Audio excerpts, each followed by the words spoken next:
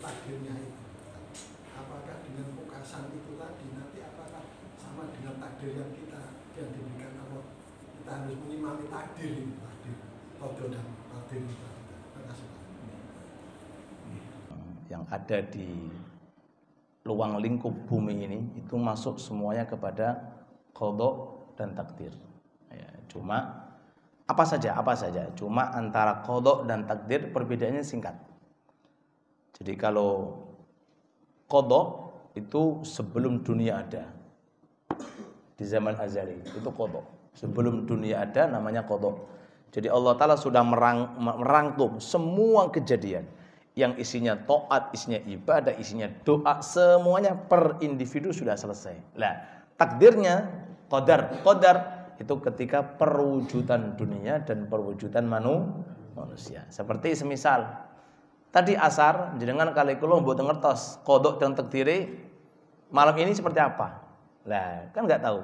Nah, setelah ini terjadi, nggih, selesai pengajian berarti takdir zaman azali jenengan berarti setiap malam Rabu ditakdirkan oleh Allah Ta'ala bisa hadir pengajian. Ini namanya qadar. Qadanya zaman azali. Jadi sebelum jenengan ada sudah dirangkai sama Allah. Allahu Akbar. Nah, makanya sering saya sampaikan kita nggak boleh ujub dengan amal kita. Wong iki sing gawe pangeran kok ujub kan gitu ya. Nggih. Jadi semua apapun yang terjadi, apapun yang akan terjadi, yang sudah terjadi, semuanya enggak lepas dengan namanya qada dan takdir. Kemudian yang kedua, Allah Ta'ala memberikan kepada kita pintu namanya ikhtiar. Apa ikhtiar? Itu adalah hal kita bisa pilih mana yang baik, mana yang buruk. Ya. Sebab ada orang-orang dulu yang sesat mengatakan kabeh itu gaweane pangeran.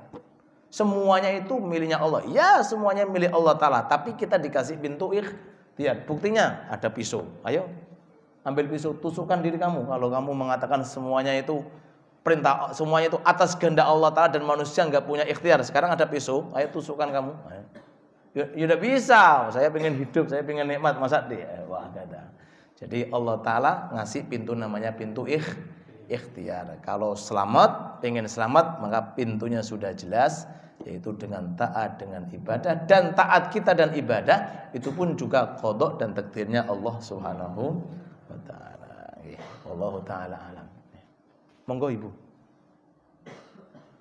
Yang tadi saya sampaikan itu kan 4 rakaat. Maka kalau ada sholat kategori sholat sunnah, ya, pembicaraan tentang sholat sunnah, maka teori dan prakteknya bebas. Boleh 2 rakaat boleh langsung 4 rakaat. Ya. Baik itu bilangnya 10, 20, apa saja boleh. Kecuali kalau sholat sunnah yang ada tata cara sendiri dari Nabi. Seperti tarawih. Tarawih enggak boleh, walaupun sunnah langsung 20 geradak, enggak boleh. 2 rakaat salam, 2 rakaat salam. Itu memang ada dari Rasul. Tapi kalau tidak ada, istilahnya sholatlah kamu ini, maka triknya boleh dengan cara 2 rakaat salam, 2 rakaat salam. Seperti duha, paling banyak kan 8. Boleh 2 rakaat, atau boleh langsung 4 rakaat, atau boleh 6 rakaat, atau boleh 8 rakaat. Begitu pula ini, boleh langsung 4 rakaat. Pokoknya semua sholat sunnah yang tidak ada prakteknya langsung cara dari Rasulullah, maka boleh dikerjakan sesuai keinginan kita. Yang jelas pokoknya syarat dan rukunnya harus tercukupi.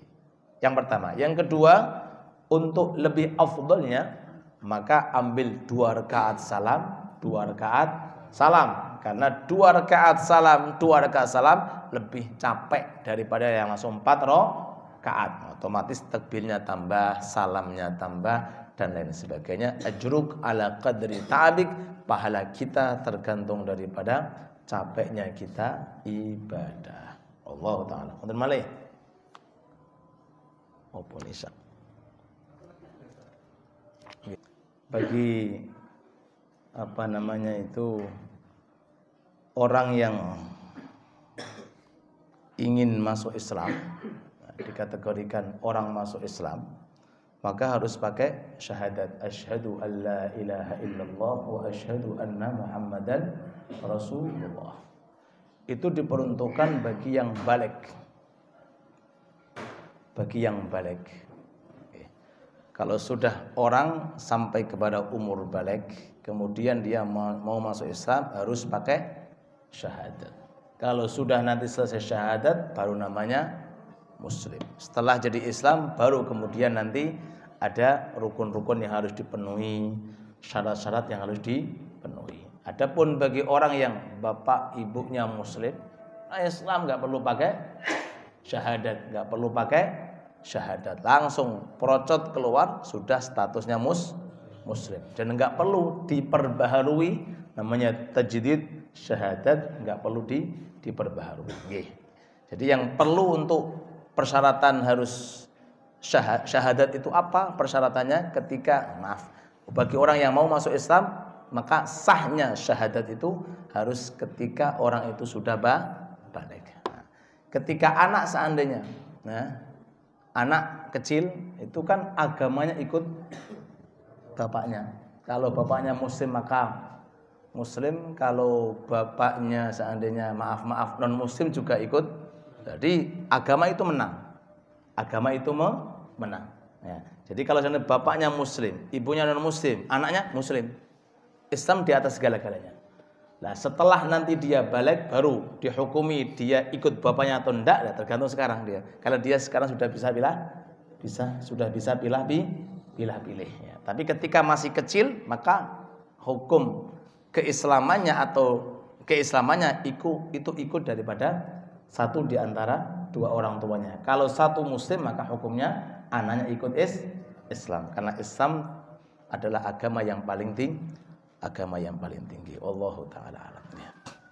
Rabbana atina fid dunya hasanah wa fil akhirati hasanah wa qina adzabannar. Allahumma inna nas'aluka al-istiqamah, nas'aluka husnal khatimah, nas'aluka al-istiqamah, nas'aluka husnal khatimah. Allahumma arzuqna al-afiyah, tamam al-afiyah, dawam al-afiyah, والشكر على العافية. اللهم اجعلنا من أهل العافية والاستقامة وأهل حسن الخاتمة.